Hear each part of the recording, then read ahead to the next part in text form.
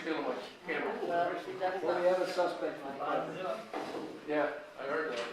David, But I'm just saying, it's just, how are you? you just never know who to trust anymore. I'm saying friends, not. Pick that one up today. I spent 36 years here.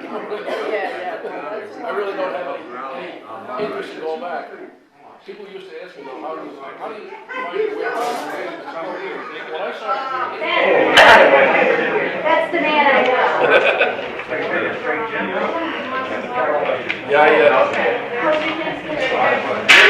Yours? Yeah, I don't know if you know the Lippmans. Sandra Lippman was the meal. Okay. She's a cousin of my wife. They had me up for dinner. They keep me going. They keep me having. Anybody else?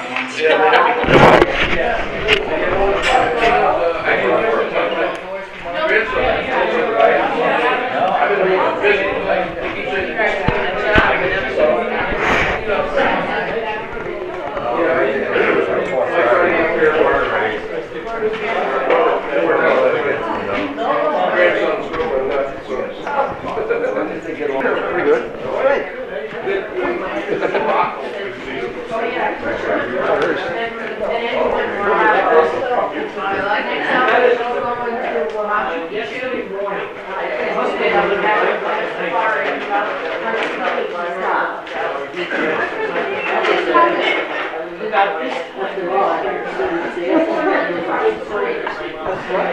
Just a quick question. Does anybody have a November 11th birthday? Who? Well, anybody have a 10th? Okay, Rich? What? You have the honors. Would you lead us in the pledge, please? Thank you.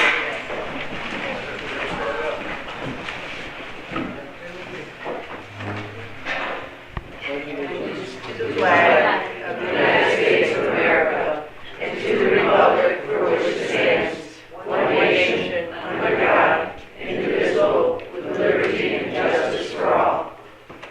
Thank you, Rich.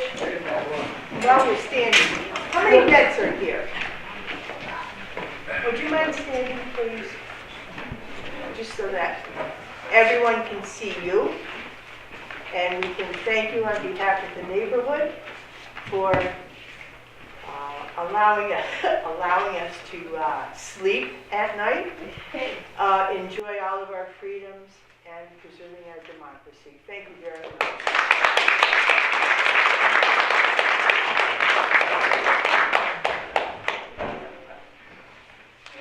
Okay, we're just going to kind of whiz through the agenda because we have, the guys are telling me that it's past their bedtime already.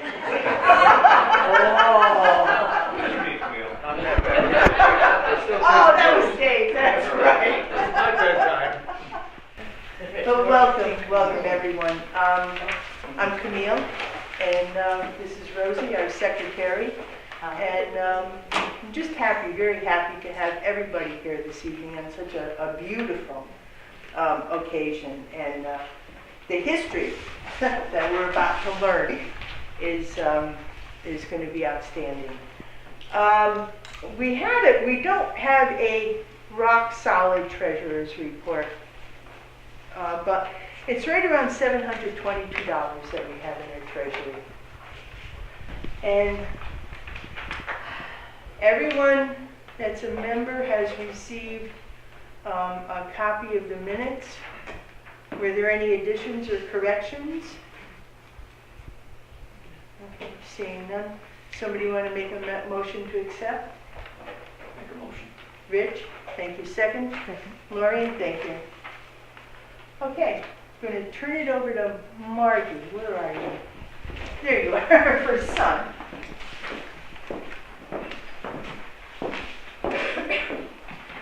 I'm the Neighborhood Association representative to SUN, which is Schenectady United Neighborhoods. It's an umbrella organization that sort of oversees and tries to help all the individual neighborhood associations in the city, of which there are, I don't know, a dozen, maybe 9, I think, are participating. there's a new president now, so we're kind of just, and I'm new on some, so we're just trying to get our feet under ourselves, I think. But Sun tries to look at issues that exist across the city and affect all the neighborhoods. So the two things that have been identified as issues are community policing and code enforcement. Those seem to be things people are interested in across the city. At this last meeting, which was last Tuesday, we were slated to have the code enforcement officer speak. Unfortunately, he couldn't make it at the last minute. So we spent the meeting talking about how neighborhood associations run, how to make them more effective, and types of best practices that are helpful. Like, do you have your meetings every month? Do you have a Facebook page? You know, do you have bylaws? And it was really interesting to see how the different neighborhood associations operate. So I think going forward, that will be helpful to us in Goose Hill. So I'll keep you posted on speakers that we have. Thank you, Marty. I'm going to be sending around. I'm going to let David talk first about the Veterans Memorial at Steinmetz.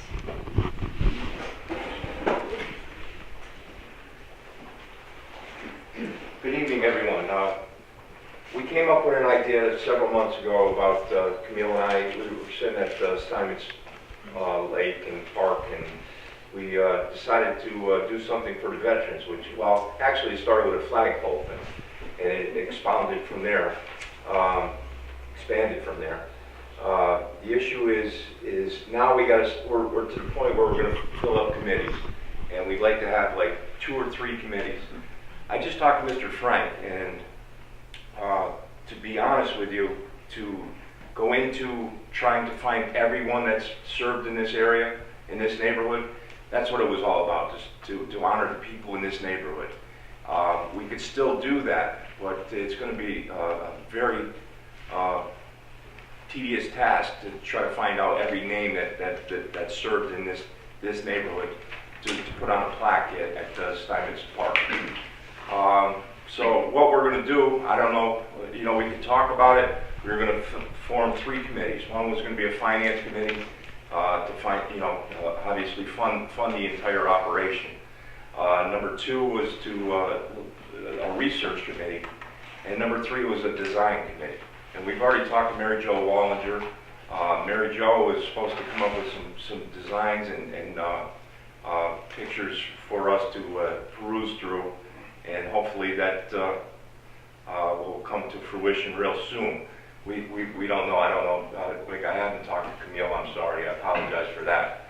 But it's our honor to try to serve these gentlemen right here. Not only these gentlemen, but everyone that's served in this neighborhood. And you know, I just think it's a great idea. Camille, I don't know what you want to do with that, but we're going to sign. Maybe if you want to, it doesn't matter what committee you want to sign up to. You're more than welcome. We'll meet soon. We'll wait till after the holidays, obviously, but I don't know what you feel on that, Camille. No, it's fine. Is that good? May I make a suggestion? Yes, ma'am. The small hamlet of Fort Hunter, which is just west of Amsterdam, Yes. is about the similar size compared to this neighborhood. And about 15 or so years ago, they had a Girl Scout who was at the highest level.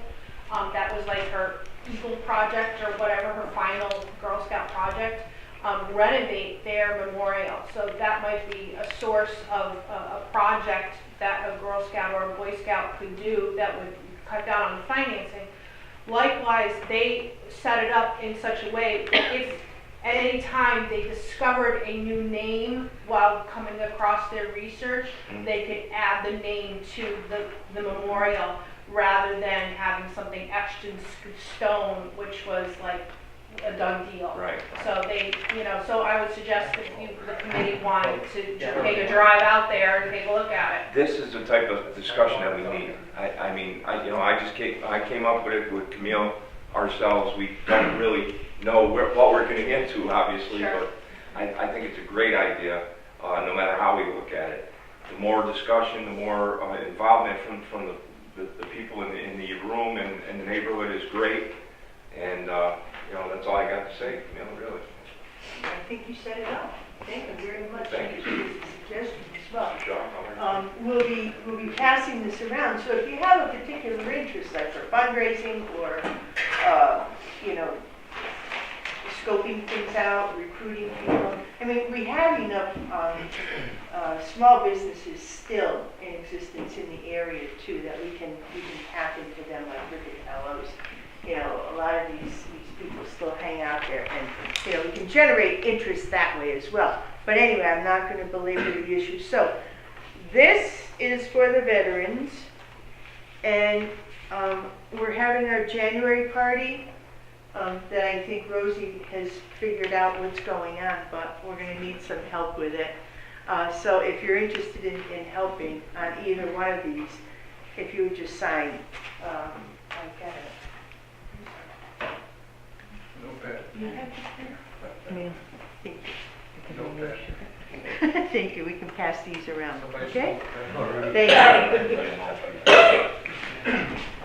And everybody, well, a lot of people are aware of the recipe, you know, as part of the fundraiser, you know, putting together a neighborhood cookbook. And that would maybe offset some of the expenses that we could incur up there at the park. Anyway, Melissa, I'm going to call on you for help on this one. I ran across this the other day, and they were asking for cards for vets at the Walter Reed Army Medical Center, like Christmas cards or maybe thinking of you or something like that. Is that possible to do something locally? Like Absolutely. at the VA? I believe so. I mean, I don't know what. Yeah, we have past auxiliary president that has, I think it's what, every third Monday of every month at post 18 or 1092 at 1809 Union Street. They've been doing Christmas cards for their troops, where they sign cards and to send overseas too. I don't know about the program at for Walter Reed. Would you send me that information and I can get it to everyone in the neighborhood as well? Absolutely. And I think it's something that we can do just to support everyone. Oh God, 50-50's older guys. The needs here. Thank you for coming. Okay, so without further ado, we're going to turn this over to our historians. And Art is here in the blue, and he grew up down, I'm sure that he's going to give you his bio. And Jim, and they figured the whole program out, how everything is going to go. And then they're going to start it off, and then we're going to have questions and answers for them. From them, we're going to ask them. Okay, gotta take over? Yeah, you're the boss. When Camille asked myself about this occasion speaking, he didn't realize that Jim over here and I were buddies. We had a third party by the name of Roy Pollard. Actually, we were the Three Musketeers of the Goose Hill following the World War II. And then I asked her, what did you expect? And she said, well, some data on the old Goose Hill as well as our service life. I figured that we can accommodate both ends of that. So I got thinking, and to me personally, the year 1939 came up, had many reflections on my personal life as well as the service. Going back to 39, first of all, I was graduating from Oneida School. Now at that time, I don't know how many of you are familiar with this. You're from Goose Hill, you know the area, the rules and regulations, but you never wore long pants until you went into high school. So all the way through, I went to Franklin School and Oneida School. We always wore knickers with long stockings and high boots with a little jackknife pocket on the boot. After leaving Oneida School, I went to a school in Albany, a private school called Vincentian. A lot of people want to know where we came up with the name of Smith. Actually, it's Sumilowski, and if it's Polish, pronounced Strumiłowski. My father was the chief boilermaker down the American Locomotive Works. Everybody in the city either worked at that time for the GE or the Alco. And the guys, because of the name, they nicknamed him Smitty. Everybody called him Smitty. Back in the old days, I don't know if you're familiar with this, they had punch clocks. Big board with cards in there, and every time you came in, you had to punch the clock. Well, the new timekeeper heard him called Smitty, so he made out his paycheck to Tom Smith. He figured it was time to change the name. So that was, again, 1939. Following that, at that same time, the New York State World's Fair was in effect. Now, I see some head shaking. You recall this. Now, up until then, the electricity had not been a big factor. We'll go into that later. But out of this World's Fair came a washing machine, which had never been heard before, a dryer. You had the refrigerator. Believe it or not, the refrigerator made its own ice. Not only that, it had a light bulb in it, which prior to this had never been heard of. Then they came up with a new thing called TV. With regards to TV, the first one I had ever seen was actually after the war when I was living in Chicago. It was unique. It was like a big radio cabinet, and the screen was down inside. And when you lift the top up, the top had a full mirror, and the mirror reflected the image from that tube. And then you sit back there, of course, and watch it.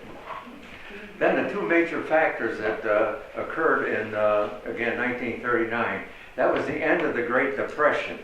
We can get into that later also if you wish. And then finally the last thing that started World War II.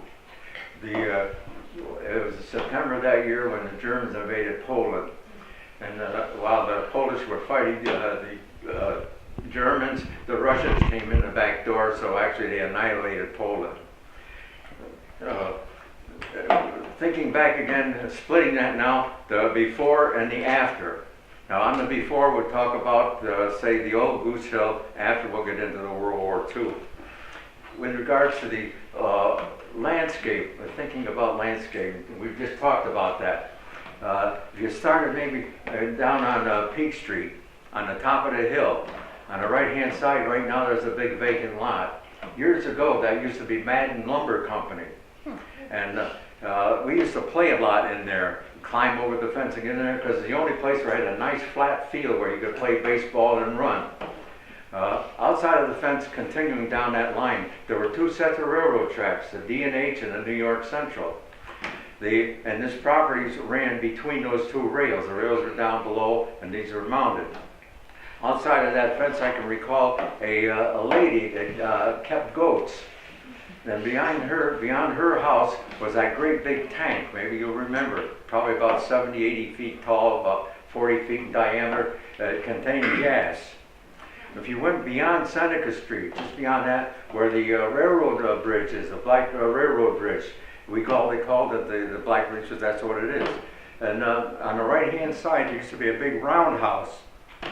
You stop to think about it, all the trains could go in one direction, but how do you go back the other way?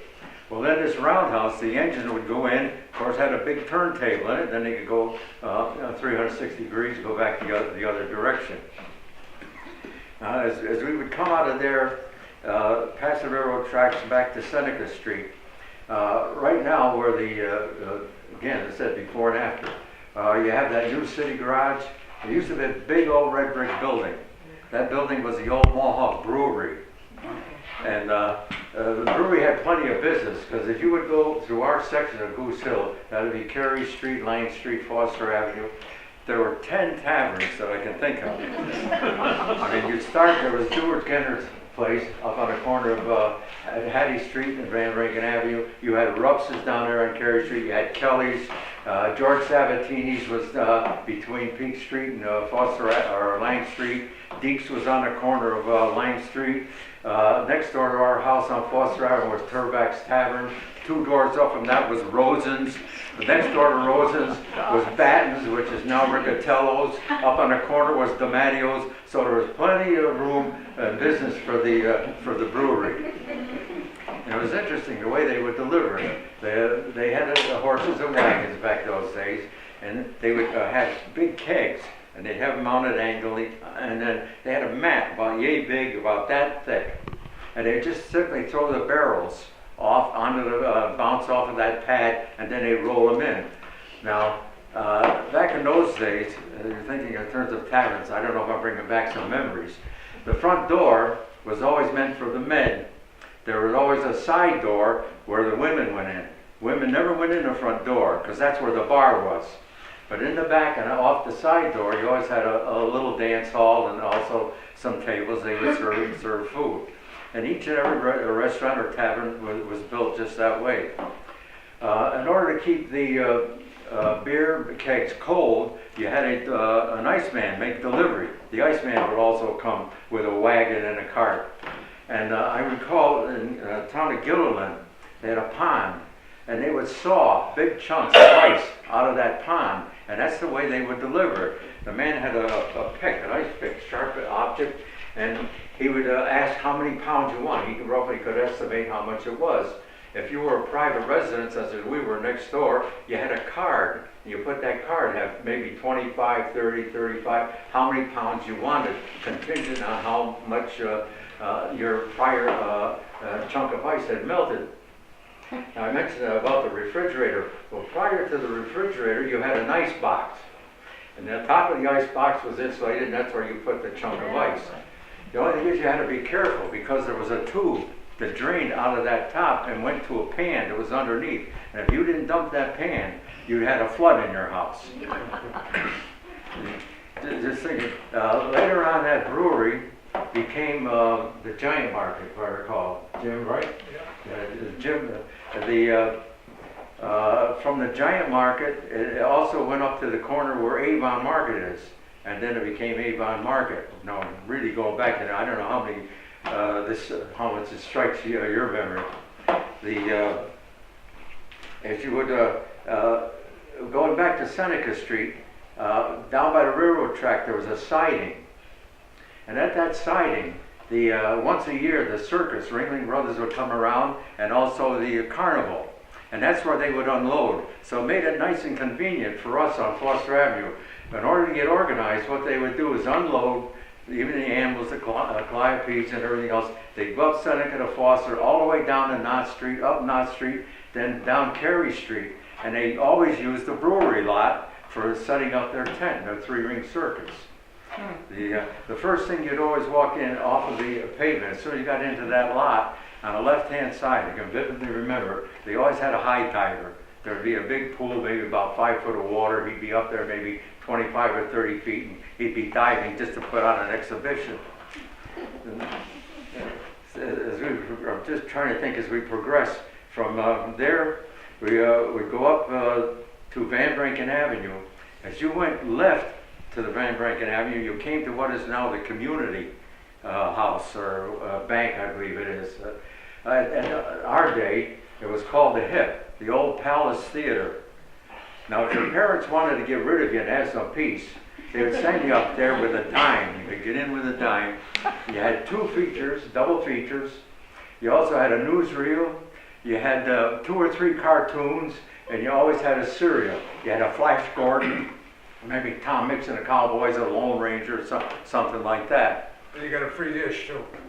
What? You got a free dish. You're right. Oh, that's right too. On a given night, they gave away dishes in place, so that was an enticer to come on. So you naturally collect the whole set of dishes. And thinking about going in the other direction. Now we're talking about 1929 to 1939. We're talking the Great Depression. I don't know how many are you acquainted with the Depression. The whole world, not just the United States, the whole world virtually fell apart. We can actually blame that on first of all, the Dust Bowl that attacked the South and the Midwest. Everything there were no crops. What would happen, the farmers went into the bank, they borrowed some money so that they could get the seed, grow their crop, also get more land. In the cities, the big thing was Ford in 1927, a big boom year. selling cars. Labor was cheap. So what would happen is they produced and produced and produced to the point where they overproduced. Because they overproduced, they didn't need the labor, so therefore they laid the labor off. Now there was total unemployment. People took their money out of the bank. In the meantime, those people that had taken loans couldn't pay their debts, so the banks crumbled and went under. And that was truly a difficult time for, well, let's say, everybody. Everybody just walked away from the banks, and the banks collapsed. You have some idea what that was like. Jim probably recalls this well. You had dole lines, and for food. You also had coupons. The government established a thing called the CCC, Conservation Corps.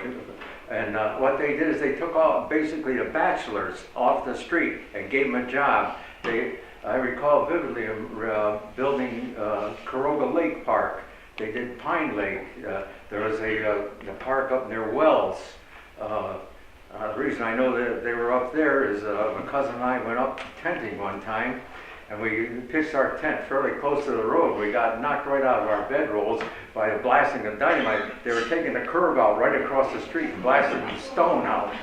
So the CCCs did a good job. I recall there was a farm that, excuse me. Yeah, the farm caught fire and the CCCs went and saved it. Now on the other end, there was a thing called the WPA, and the WPA was Workmen's Program Association. The government then subsidized road buildings and other projects. So there was a way you could get some nickels and dimes and keep going. And we would have to thank all the mom and pop stores. They're the ones that kept everybody going. I think of Morrissey's now on Foster Avenue. There was one on the corner of Hattie Street and I think Carey Street. And there was one up on the top of the hill with Seneca. Patches. What would happen is everything was credit. Usually the store was in the front and the homes were in the back. They lived in the back. They had their own coolers. They would cut their own, the butcher, the owner would cut the meat, whatever he wanted. And if it was on credit, they had big rolls where they wrapped their product. Well, they would just simply rip off a strip and then take and put how much you owed them, and then you put it on a spindle. And when you got any money, you go there and write it off. I can recall vividly one occasion, my father got together, they were all laid off, and they all put their nickels and dimes together, and they made a bet on the Irish sweepstakes in England, and they won. So what they did is they got enough money to go and pay off the debts and then of course start over again. It's one of those many coincidences that we see as we go through our life. Well, that continued, I say, until 1939 when the war started. And the reason the Depression got over is because now all our allies, all our friends needed produce. They needed food, they needed arms, and so everybody went back to work. And I say that ended in 39. But now we'll move forward a little. 1941, as you all know, we got attacked by Japan. Now at that time, I was a junior in high school, and they started the draft. And with the draft, everybody had to register at the age of 18. And every county had to have a quota. You had to come up with so many men at any given time. Well, what would happen, whenever your number called, you had to go before a draft board. And the draft board would consist of an Air Force man, Army, Navy, and he was a Coast Guard. And whoever needed you at that given time, that's where you went. I know in my case, I was 18 on the 9th of December. I got another birthday coming up, a matter of 9 more days. And in January, I went ahead and said, registered in December. In January, I got called before the board. Now, at that time, they would entice you to enlist. Now, if you enlisted for 4 years. That way you could pick wherever you wanted to go, whether it was the Navy or Coast Guard or whatever it was. If nobody picked you and you didn't enlist for 4 years, then more or less you ended up in the Army. And that's what happened to me on the 1st of March. So we're now fast forwarding into the second phase that we talked about, the World War II. And it was most interesting. In the start, you can jump in any time you want, buddy. I went down to Fort Dix. This is great. Went down to Fort Dix. There they gave you a physical, checked you all over, and gave you a uniform, and so on. Now, they also asked for volunteers for drivers. Well, naturally, I was a smart aleck high school graduate, and I'm going to go ahead and volunteer. First and last time. Well, what they were doing is they were looking for a crew for policing the area. Policing the area means you pick up the grounds and clean the grounds. So what happened, all the drivers got wheelbarrows. And all the other guys actually picked up the stuff and threw it in there. After we completed that, they sent us down to Camp Barkley in Texas. Now Barkley's near the city of Abilene, about 100 miles west of Dallas. I don't care what you call it, it was a desert. It was a panhandle between Oklahoma and Texas.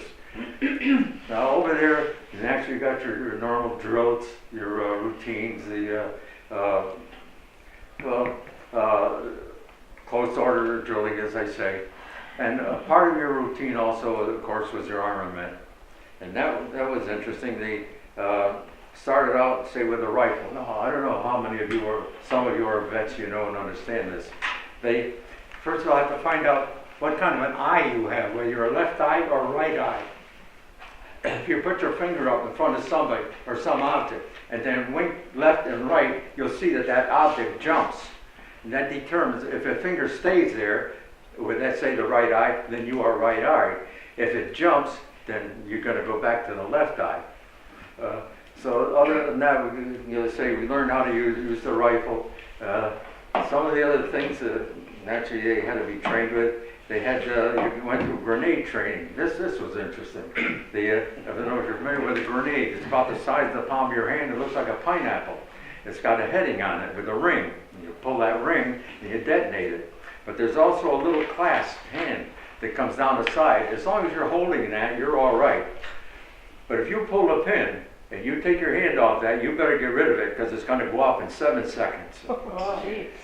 So, and occasionally guys that get nervous and they drop them. Boy, you better pick them up and throw them and get them out of there in a hurry. They also trained us, say, with regards to the use of the bazooka, which is a two-man deal. You had one that was a shooter, and the other guy was the loader, and you never stood behind it. You always stood on the side, and you hooked it up and wired it, because when it shot, it got a flame shoot out the back end that would do you in. Now, of course, along with that routine, we had the KP, the guard duty. The biggest thing, of course, they always like to take you out for a little walk. Usually it's about 20 miles with a full pack. And that full pack usually weighed any place from 40 to 60 pounds. I know myself, I had a Springfield 1903 rifle, a bolt action that weighed 9 pounds, so add that onto it. And so you're walking around with 50, 60 pounds, you're going for a little walk for 20 miles and back. I don't hear anything from the Air Force. No. But Air Force got a cushion. So what had happened, every Saturday you had a pass and review and you had an inspection. An inspection, of course, you stood at your locker, foot locker, and at ease, and then when the inspector came by, you stood at attention. They check your locker, see how clean it was, how orderly it was, and then they check your bed, and your bed had to be tight, so much so that they would drop a $50 on it, and if that $50 didn't bounce, you got gigged, which means you got extra KP or you got extra guard duty, something along that line. Just trying to think of some of the things. Well, that's actually when I got into driving. Now, I ended up with as a driver, ironically, from a wheelbarrow to this. There's a 2.5-ton truck. Now, it had 8 wheels on the back, and of course 2 on the front you steer with. Had 5 speeds going forward, and then you had clutch, they don't have clutches in cars anymore. They don't even know what they are. You had a clutch and you had a double clutch, your vehicle to shift it. Now you had a second stick that lowered your 5 ranges to 5 more, so now you had 10 speeds going forward. And then you had another range on the floor that geared up your front wheels, so you could actually end up driving with 10 wheels doing all the pulling and power.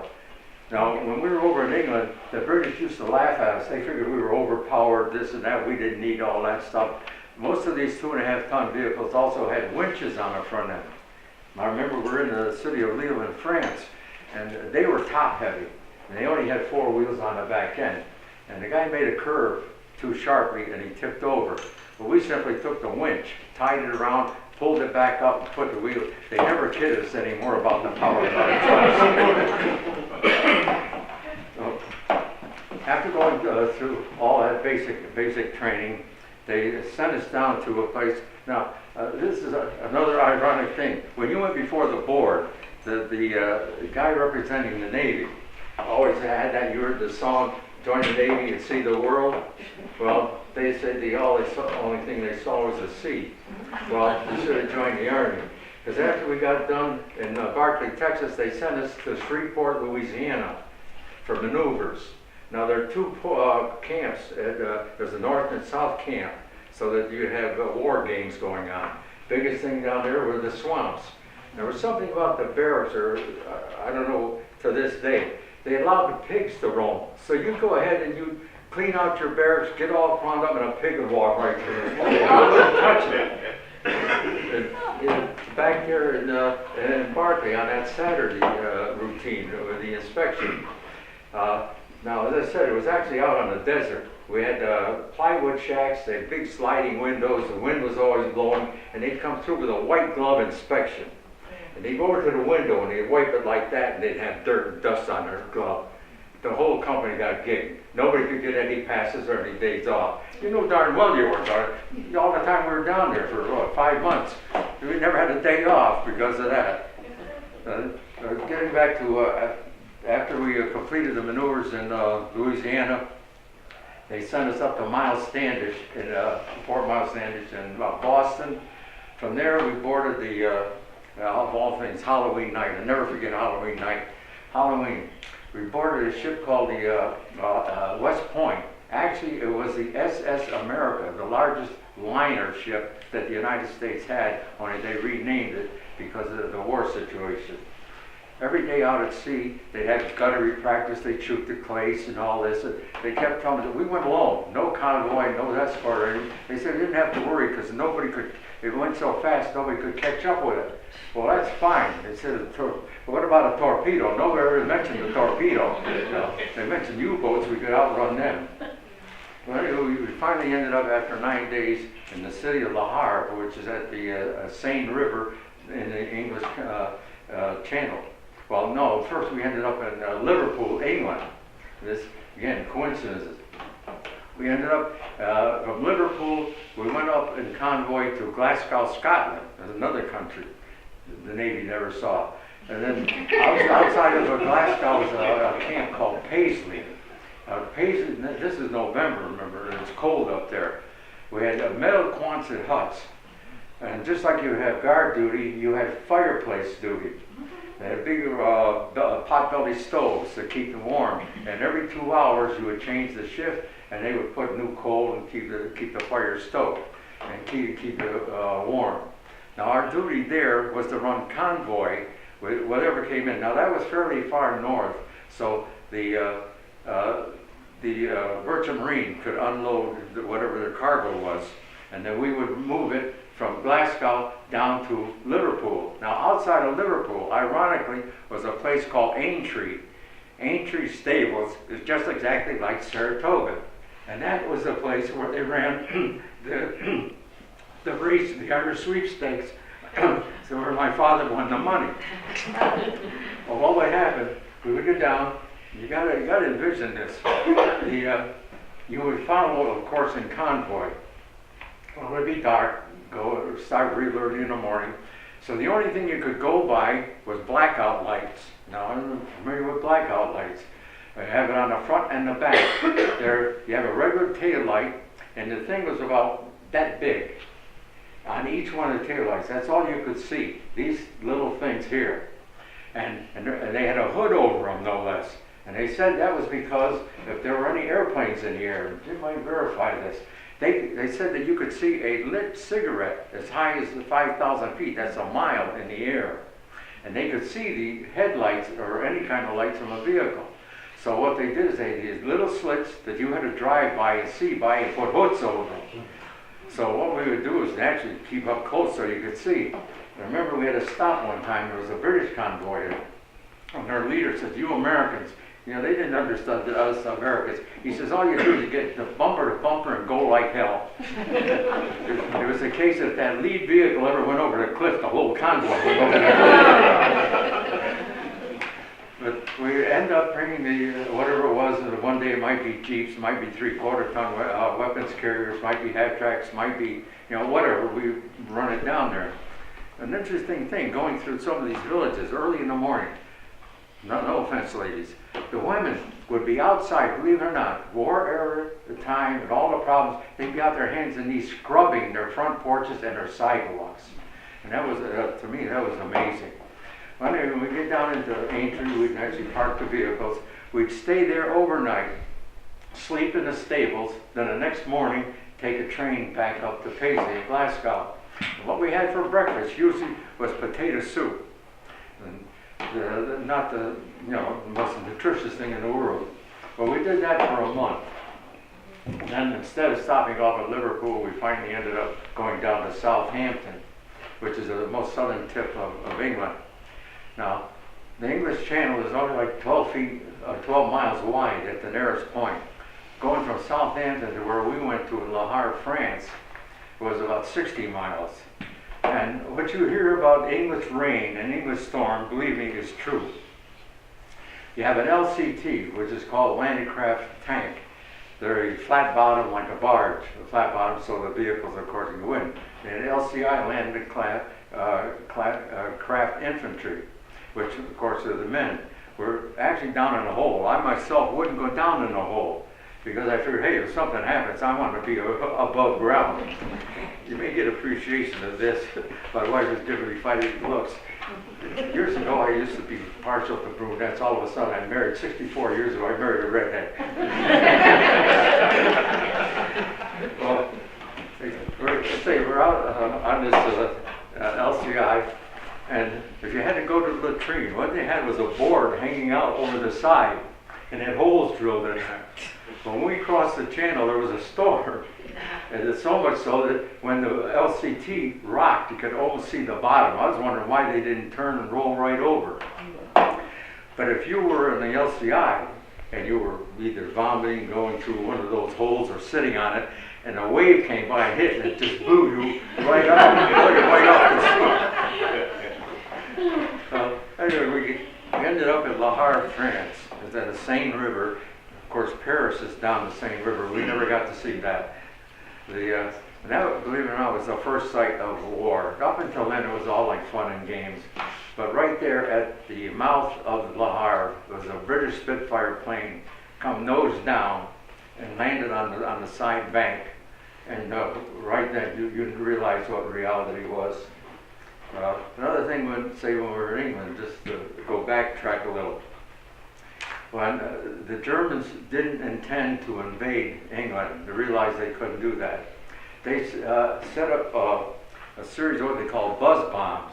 They were called V1s and V2s. There was nothing but a big long ramp, and it was a big bomb with an engine on it. They had no way of controlling it.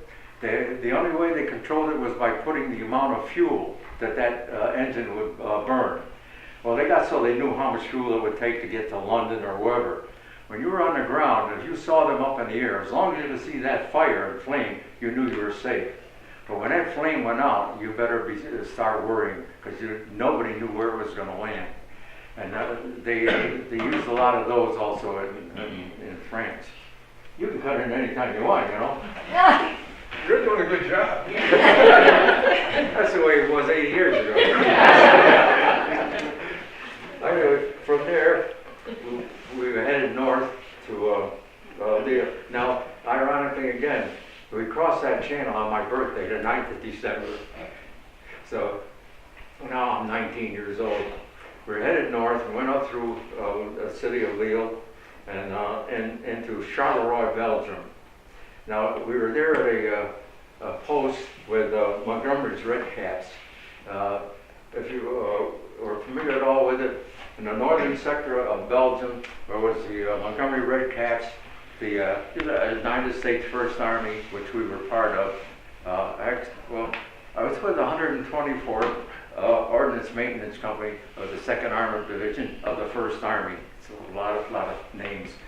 Anyway, we were housed with them. At that time, Bradley was our commander, and Eisenhower removed Bradley and put the whole First Army under the heading of Montgomery. And Montgomery was a big egoist. Actually, during this, what I'm leading up to, of course, is 1 week later. This is the 9th of December. Excuse me. On the 16th, we started the Battle of the Bulge. Again, in all their wisdom, they said that the winters in Europe were very mild, so they took all our overcoats away from us. All we had were field jackets and Mackinaws. Well, it ended up that we had between 2 and 3 feet of snow, and the temperatures ranged from 14 to 21 degrees below zero. And if you're familiar with figures, actually we lost, when the bulge started, they didn't anticipate this. There were 3 to 1 against the Americans. The Americans had 80,000 troops there, and the Germans had around 200,000. So it's almost 3 to 1. And of course, once we were reinforced, we were actually part of a reinforcement going into the 2nd Armored. And when it was reinforced, the Germans ended up with 500,000, and the Americans had 600,000. So you're talking over 1 million men. And the bulge stretched 70 miles from Belgium down through Luxembourg. And so we lost something like 80,000 men just due to frostbite and freezing, because of course the poor infantry guys, they were in their holes, and at 21 below zero, they would huddle 2 and 3 together just to keep warm. And if you were alone sometimes, why, death would come on you. But anyway, at that time, when you were a driver, they gave you a slip with a route, and all the cities and spots you're supposed to hit and go to. Well, we were supposed to go through Liège and tie up with the 2nd Armored Division and knock in Germany. They were already in Germany. And when the bulge started, they retreated and came all the way back 100 miles to confront the German 6th Army. And they actually obliterated the whole 6th Army.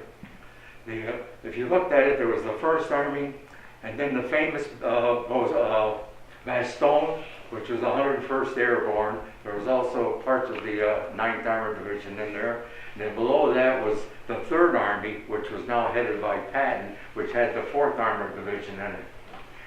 Well, when everything got moved, the main attack, the battles were around the 22nd and the 23rd. When Patton made his move coming up from the south, it was like the day after Christmas. The biggest battles actually occurred Christmas Eve and Christmas Day. After that, it was all kind of downhill. When it ended, and I think it was the 19th of January, or the 25th, because it lasted 5 weeks. For some reason, now, thank the Lord for high school. In high school, I studied languages, and I studied French. So when we were on guard duty, I think, for example, like on Christmas Eve, we had some 40,000 gallons of gasoline along the Meuse River that it was our duty to take care of, protect.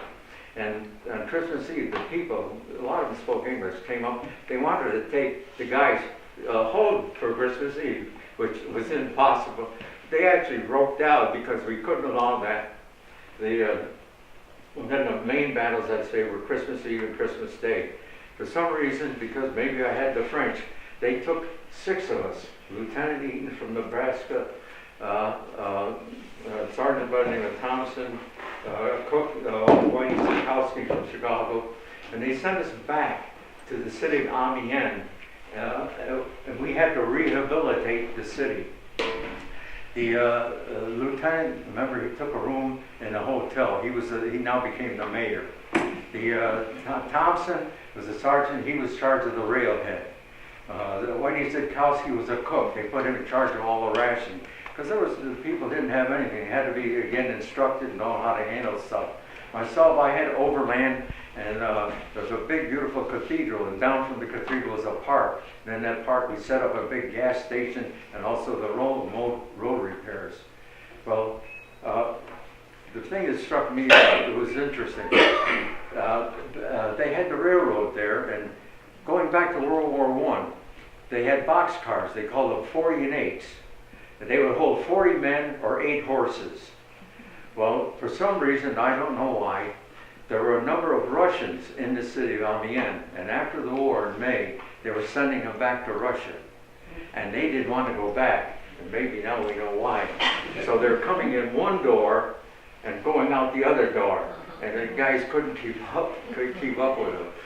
But then I say, of all the times there, that was probably the most impressive. Well, following that, they had, in central France, they had a big camp set up, and they named them after the New York, or the United States cigarettes. There was Camp Lucky Strike, Chesterfield, Camel, Old Gold, and that's where you reorganize.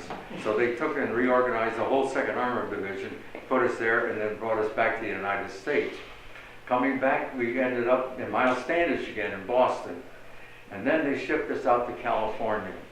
Well, of course, that was in preparation for the invasion of Japan. And you can't blame the guys. There are 2 specific instances. One, a guy talked on the telephone all the way from Boston to California, Camp Cook, outside of Santa Barbara, Santa Maria. And he talked on that phone to nobody. Of course, he wanted to play insane so that he could get out of it. I know we got ladies present, but another guy stripped and put on a winter overcoat, and this is in July, and put on a winter overcoat and sat that way all the way to California. Again, hoping that they would recognize it, thinking it's Section 8, meaning he was crazy, and they'd let him off. It didn't happen that way. So we started the basic training, and for the invasion, I saw a map of it. There were supposed to be 4 beachheads made on the southern tip, and 3 on the eastern tip, and the Russians were supposed to come in from the north. Well, in the meantime, of course, you know the story, we dropped the bomb. Now, there's a lot of thoughts, pro and con on that. And you have, I call them do-gooders, said that we shouldn't have done that. But, they have anticipated numbers. And the anticipated number would have been 1 million men on that invasion. So I think I'd rather see that bomb dropped than lose a million Americans.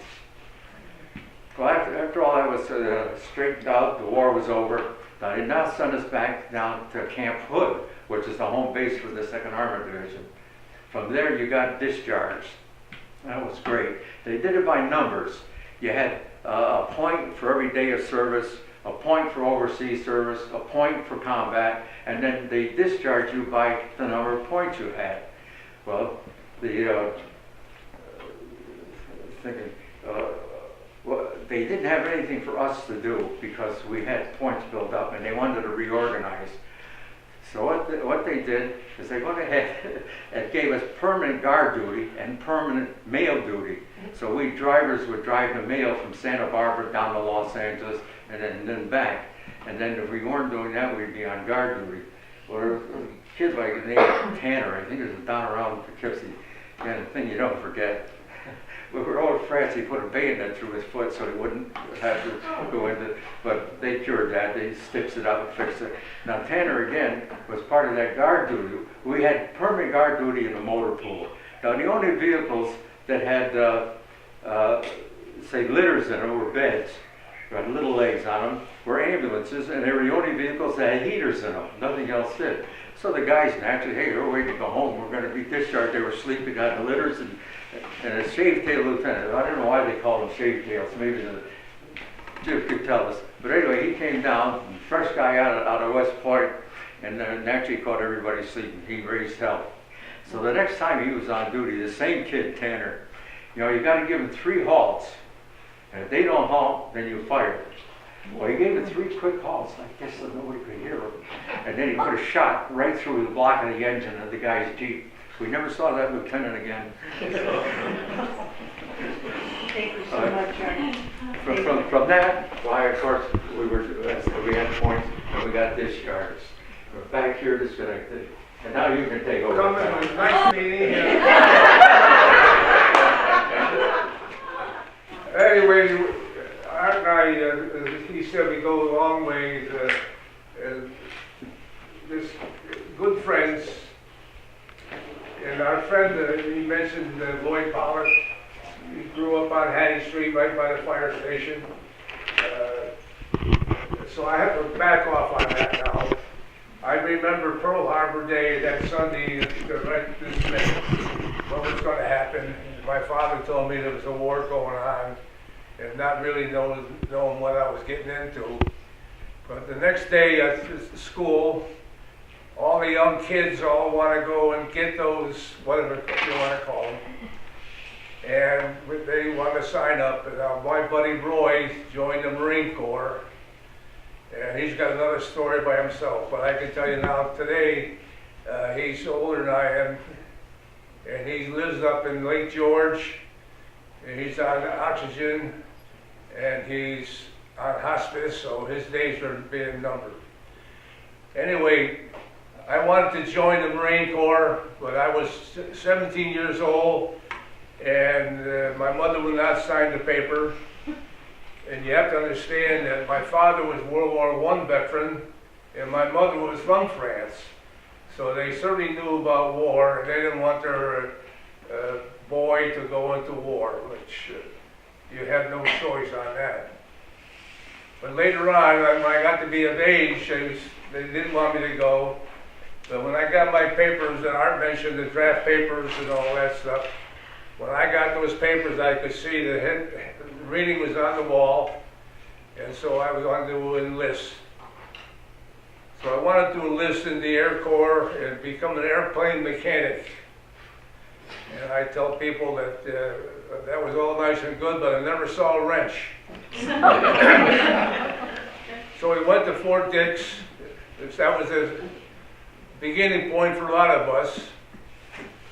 Went to Fort Dix, did our briefing, whatever you want to call it, getting the shots, and being ready to be deployed. So we got on a train, and we had no idea where we were going. They wouldn't tell you where you were going, and we had the train were old straight seats, no bunks or anything like that. So in my case, now don't laugh when I tell you this one, I ended up going to Florida for my basic training. And it was so terrible there, really. I was living right by the ocean in a nice little village, villa they called it, for my basic training. And I could go from where I lived over to the ocean and do swimming and stuff like that. But that was tough, Art. So I did, that was in well, I must tell you, I left for the Army the day before Thanksgiving in 1942. It was the day before Thanksgiving, as I said. And so then when we finished up our basic training in Florida, we got back into this train again. And I figured, well, we're all going to go to North. We're going to go to New York State and have a spot there. But we didn't know what we were talking about. So we got in the train again, the same old train, straight seats, and we headed north, which we thought that was a good sign because we were going to New York. But of course, we got to Atlanta, the train took a left-hand turn, and 5 days later, or 5 nights later, I was in California. Oh, Big change. So now I get assigned to a unit there. It was going to be in the Signal Corps. I was going to be a radio operator mechanic in that division. But now I had to be trained. So we ended up, I trained again, ended up in South Dakota about March of that next year. and the weather was cold and snow. In South Dakota was a lot of snow. So I had a tough there again. I had to go to school to become a radio operator and mechanic. It was very interesting. But while I was in school, the war took a big turn over in Germany. They were knocking off our bombers. And I can recall 60 airplanes in one day, a few days. And those bombers had 10 people on each one of them. And they needed aerial gunners. So what they did is they give a physical for all us guys in radio operator school. And if you pass the test, you had to become an aerial gunner. So back on the train again, spent a lot of time on trains. Ended up in Texas to an aerial gunnery school. Did that for 8 weeks or 10 weeks, and after we finished that basic school with aerial gunner, we went to Salt Lake City to be assigned to a crew. And that's where we first met our gang together. 10 people got to be the best friends in the world. Again, we had got on a train again. We ended up in El Paso, Texas for crew training. And we did that over there, and I was assigned to a B-24 bomber. As I said before, it had 10 people in the crew, a pilot, co-pilot, navigator, bombardier, an engineer, a radio operator, that me, and 4 actual gunners. Now, after we finished our training, we still didn't know where we were going, put us back on the train, and we ended up with the train. Now again, here I go, in Florida, Miami. But of course they put us in a hotel there, so we couldn't talk to anybody, couldn't get on the telephone or any of that stuff. Not talking where we were going. And one morning, early in the morning, they got us up, put us on trucks, and took us to an airport. And in my case, I didn't take the big boats that he was talking about. I was able to fly overseas. We flew down out of Florida, down through South America to Brazil with a 2-engine airplane. Actually, it was one of those airplanes over Scotia at the museum, a 2-engine C-47. When we got down to Brazil, we had to wait till we get a bigger airplane to fly across the ocean, which we did. And we took over there, and we had to land for fuel at a little spot. If you looked at the map, there was a little spot, and there was Ascension Island. That plane, we landed there to get refueled, and we took off from that after the next day or so, and we flew to Africa. And we flew all the way across Africa, here and there and all that, in a smaller airplane when we got to Africa. And I ended up near Calcutta, India, and assigned to a bomb group, the 7th Bomb Group, the 9th Bomb Squadron, and we were about 150 miles from Calcutta. When I got there, it was monsoons period of time, and you couldn't drop any bombs because of the weather. They took and they put tanks into the bomb bays, and they made us fly to China with all this fuel take it over to the Hump Island, so that the Chinese people up there could have the Chinese, the Chennault's Air Force, the Americans. They used the fuel, and we flew that. I did that, I think, at least 25, 26 times across those Himalayan mountains. And if you ever know anything about Himalayan mountains, they're pretty high and they're dangerous. And I think we lost more airplanes going across the Himalayan mountains than we did from the Japs. After the monsoons, we returned back to our home station near Calcutta, and we'd be training for bombing. And then we got assigned for missions, and I flew missions to Burma, Thailand, and of course my missions over for China. I ended up flying 457 hours of combat in B-24s. If you know what a B-24 is, they're not very big. And there's no kitchen in there, there's no bathroom, any of that stuff. We had a little tube in the sides of the airplanes. If you had to relieve yourself, you went into the tube. And the tail gunner didn't like that too much because when the outside the airplane, it all ended up on the tail gun window. So I must tell you a story. Once I'm flying someplace, and of course, no bathrooms. I make a point out of that. My kids will laugh at this one. Of course, I would have to get a case of diarrhea and have no place to go. And we had an oxygen mask, the oxygen mask came into, and so very smart I was. I took the mask out, and I went down into the bomb bay to do what I had to do. And I had to go to the front of the airplane to open up the door. So I put whatever in the box in the back, walked to the front door and opened up the door, the Bombay doors. And I said, well, okay, here's enough. So I get down there, and now the box doesn't fit. And I can't go back and forth, so I put my foot in there and I kicked the box.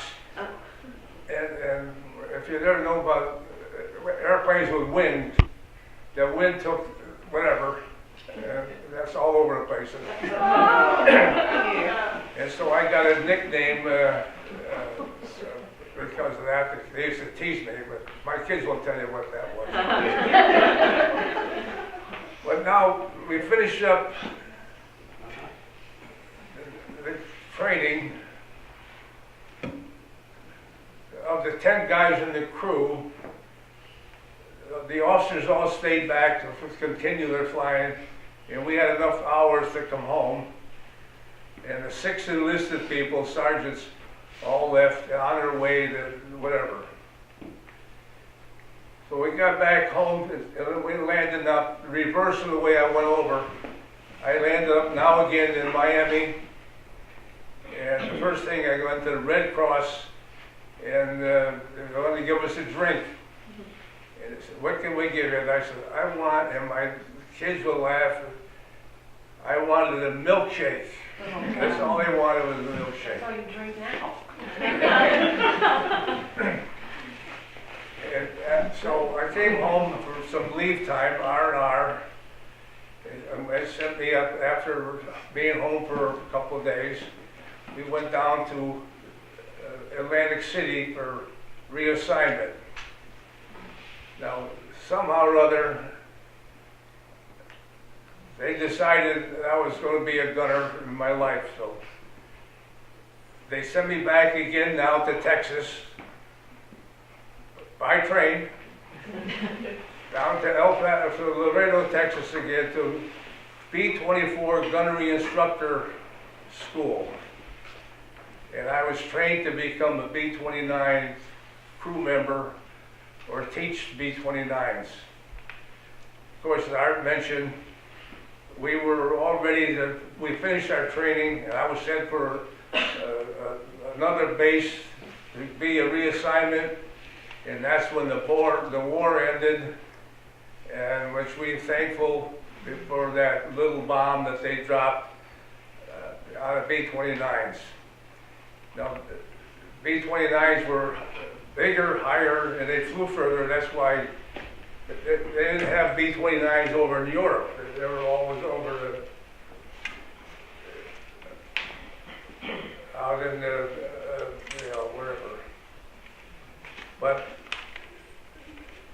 there was stories about that. Matter of fact, Ray Siegel lives right next door to me, or 2 days away from me. His brother was B-29 gunnery over in Japan, and he got shot down, and he was a prisoner of war for Japan for till the end of the war. So when Art talked about the points, I don't know what year he got home, but I had enough points because by this time I'm a big hero, right?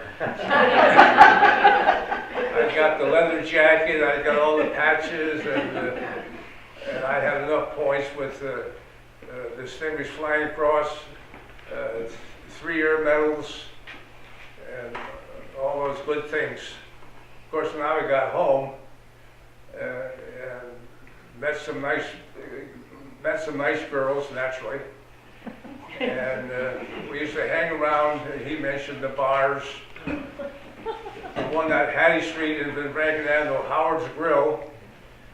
It had a little dancing floor there with a jukebox, and that's where we used to hang around. Now, Art mentioned, somebody asked me about the difference between when we left the war and when we came back to the neighborhood. I can say this about the neighborhood.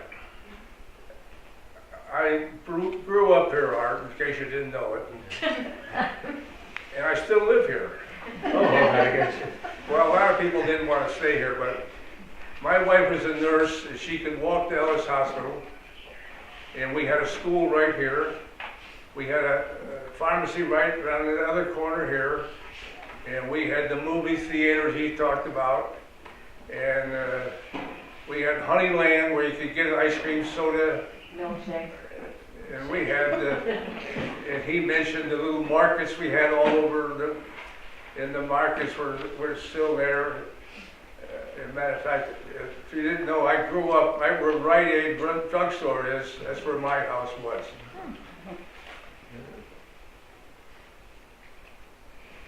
I'm trying to think of what I wanted to. I'm going to ad lib now for what he brought up. You know, said our man cave was Howard's up in the corner.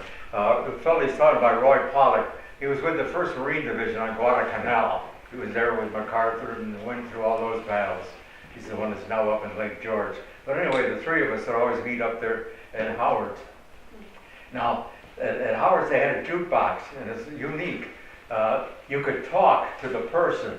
You didn't just put your money in and play a record. If you wanted a special song, you could talk. And up over State Theater, they had this big display of records. So you talk to a girl down there in a really sultry voice. You wonder, boy, what she looked like. but anyway, the girls on Rosa Road, where they now have the parking garage, the emergency room was where the nurse's home was. And Roy's wife, Betty, was from Trace Breakers, if I remember right. Breakers up by Canterbury. It's Cooperstown. Cooperstown. Well, what had happened was they had to check in, but they knew how to get down out of the fire escape. So they had to be in by 11 o'clock at night. Well, they'd come back down, and we'd be down there in the, say, Howard's, and later became Mullins, and they'd come in. That's where he met Betty. He married her for how many years? Well, I can tell you this about my wife, Betty. She didn't like me. As a matter of fact, if she was here today, she would tell you that she still doesn't like me. What happened is that when I came home from the Army, the 10th of October, 1945, I got home, and of course now all the guys are starting to come back, like Art and Roy and all that, so naturally we would sit around and that's what we did. And women, I gotta be careful. Women did not impress us at all.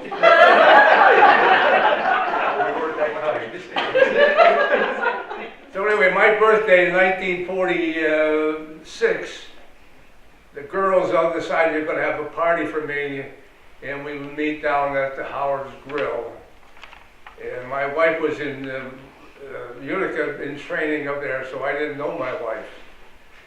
And when she got home she got home that night from Utica, and all her classmates, she hung around with were down at the bar, and she found out about me, and she, as I say, she didn't like me.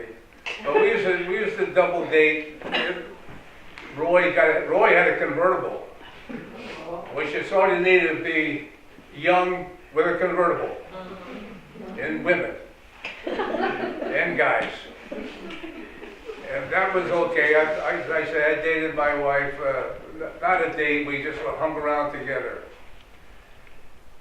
Now she graduated from school, they had a dance that night, they were going to have a dance.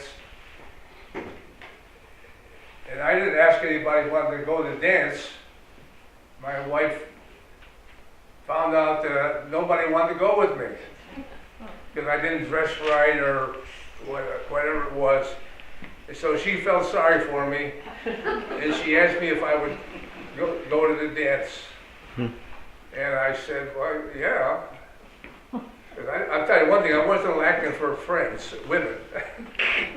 Because I had the leather jacket and all that stuff. And you knew how to ride a train, right? But we went to the dance, and there's a song out at that time. Sonardo had a song, it was only a dance. That's the name of the song was. About a local dance, and ended up with me. And stayed with my wife, we're married for 69 years, and then 1 year that we dated before that. But anyway. Then you had me. And then Susie, right. But again, the neighborhood, somebody has the difference between when we came home about the Goose Hill. I can tell you this honestly about Goose Hill. And I mentioned nice places there. The schools are close and walking distance and all that. But I can also tell you the sidewalks were bad then.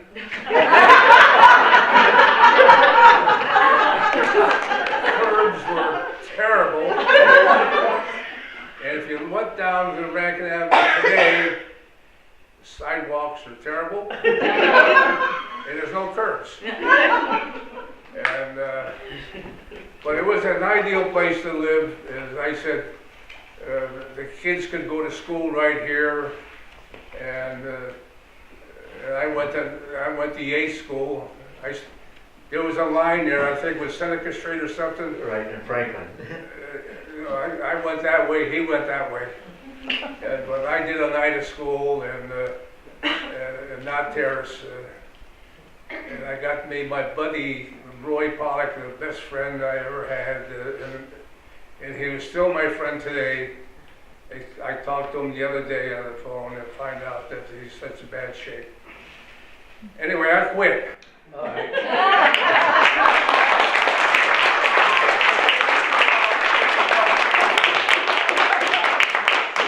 Let me make a couple of comments and we'll blow this joint. No, we have to have questions and answers. One thing is interesting, the pay schedule. When we were drafted, we got $21 a month. That's $252 a year. And when you were in service, the government bought a life insurance policy out, $5,000. So you were worth more dead than you were worth alive. Stop to think about it. Just recently in the paper, in the editorial page, they listed some of the salaries. I think today a private gets close to $20,000 a year, 19 plus or something like that. A sergeant gets close to $40,000 if he's got any service time in him. As I said, after that, when I got out of service, I was a corporal, had all the overseas pay and time pay. I drew $70 a month. That's $800 a year. And still on the topic of money. After we got out, we all belonged to what they call the 52-20 club. The government paid us $20 a week for 52 weeks or for a year. You could go back and claim the job you had before you went in service. Well, as long as they were paying us $20, we hung around up at Howard's, the three of us. Roy had a brother-in-law, Arkley Mastro. And he went in, up on Avenue B, there was Claude Peters had his own dairy, the two of them joined together, and they bought a place called the Blythewood Village, way up in the northern tip of Lake George. At that time, the water was very good, it was very usable. So the three of us went up there to prepare the camp. You know, we were getting 20 bucks a week anyway. So we went up there and, clean the place and get it ready. Now, we had to get water into the building. So what we did, we couldn't figure out how to do that. We had a metal pipe to draw the water out of the lake. So we finally decided what we'll do is we'll put it on the back of a rowboat and then we'll push it out. Now, this is a heavy steel pipe. You remember this? We kept feeding it out. One was feeding it out. Well, I'll tell you, the water is damn cold. Because by the time the pipe got out there, it got so heavy it sank the rowboat. On the other occasion, we decided he had a big outdoor Chris craft, if you remember. A beautiful boat. And then rather than take the boat across the lake to Ticonderoga, we figured we'll take the car over. Well, there was no parking on the main street, but they had two stanchions. No parking on each stanchion. Well, what the heck, that was easy to solve. Two of us got out, we moved the stanchions. The only thing we didn't know was the sheriff was across the street looking out the window. Well, he just gave us a reprimand and let us go. And with that, let's go. Very good.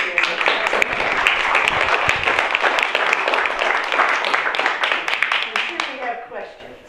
I think we pretty well covered it. I think so. Now the mayor's got a question. You can come up here. Hello. A little surprised. Camille choreographed some of this, but just really great stories, and it shows the influence and the dedication that members of this community had globally, and that we have to be proud of the service of the men and women in the armed services that allow us to have the freedoms that we have today.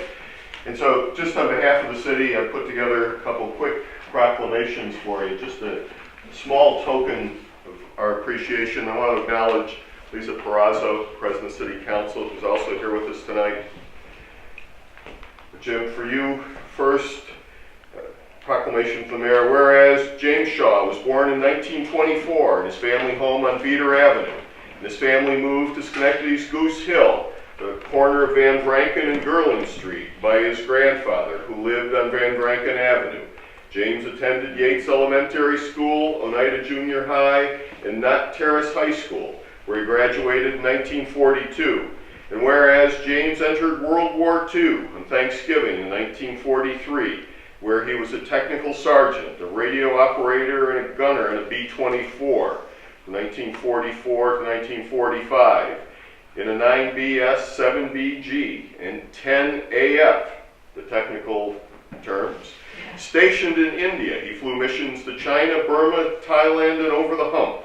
And whereas James returned home to his Northside after service and married Ellis Hospital nurse cadet Betty McShane on June 8, 1947.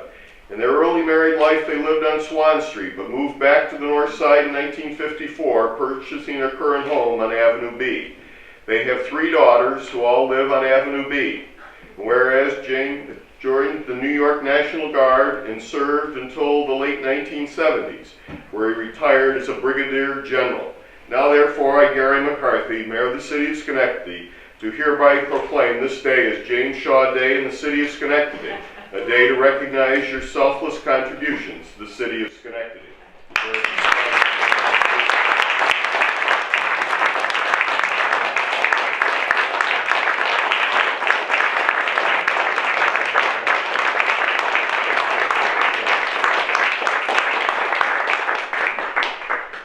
Now Art also, you've heard of his story, great thing. He left out his service to the City of Schenectady.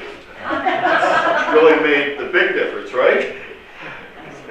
But Art, also for you, whereas Art Smith was born December 9th, 1925 in Goose Hill section of Schenectady, and he attended Franklin School, Oneida Middle School, and the Vincentian Institute in Albany. Art is an Army veteran who served in the 2nd Armored Division, Hell on Wheels, as it was more commonly referred to, from 1944 to 1946, and took part in the Battle of the Bulge. During this time, he was involved in the European Theater of War. He worked at Alco Locomotive after returning from service and before he went off to college. Art graduated from St. Mary's University in Winona, Minnesota, where he played college football and baseball. And whereas Art taught at LaSalle High School in Chicago, Illinois, and he was also their football and baseball coach. Art moved back to Schenectady in 1955 and went on to teach at Oneida Middle School from 1955 to 1956. And whereas Art was the head football coach for champion Pop Warner Indians for 10 years, he volunteered at Ellis Hospital for 15 years, did 2 terms as a board member at Vale Cemetery, and worked as a volunteer for Catholic Charities, and was the original lector and Eucharistic minister at St. Mary's Church for 35 years. And Art is a member of St. Anthony's Parish today. And whereas Art went into private industry and worked for Asphalt Stone Products located on Maxim Road, where he served as vice president for all 5 of their corporations. And whereas Art retired from the City of Schenectady Engineering Department, where he held the title as assistant to the city engineer. And now therefore I, Gary McCarthy, Mayor of the City of Schenectady, do hereby proclaim this day as Art Smith Day in the City of Schenectady, a day to recognize again your selfless contributions to the City of Schenectady and really the global influence that you gentlemen have talked about.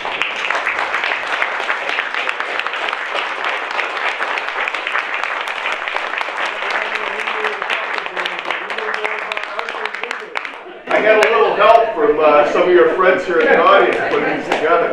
Really, gentlemen, thank you very much. You really have great stories. Thank you. Camille, thank you and I the thank Goose Hill team and Dave Bout for putting this together. Because a lot of times we look at whatever happens today, but we forget sometimes the history and the great things that happened here in this community. I'm sorry I mentioned about sidewalks now.